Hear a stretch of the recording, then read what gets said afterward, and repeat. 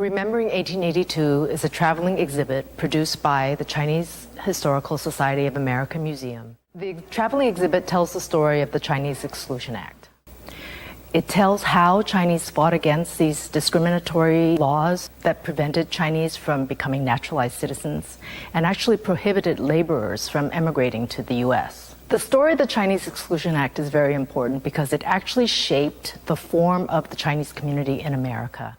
The exhibit has raised awareness of this forgotten history. It excluded Chinese from becoming citizens, and Chinese fought against that and began to stand up for their civil rights as American citizens in our own community, and prompted the U.S. Congress to enact 2 resolutions expressing regret for the passage of this discriminatory legislation.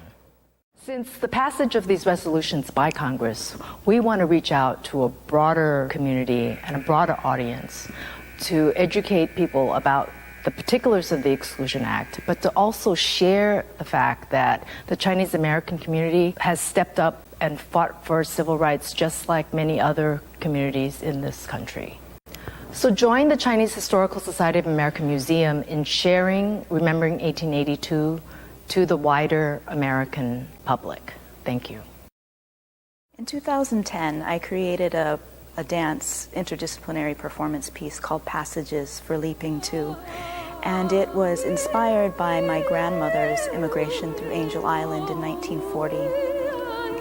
She, along with hundreds of thousands of Chinese, came to the United States during the period when Angel Island was opened between 1910 and 1940, and the Exclusion Act has had tremendous effects on generations of Chinese that have come to the United States during that 60 to 80 year period of time when the act was enforced.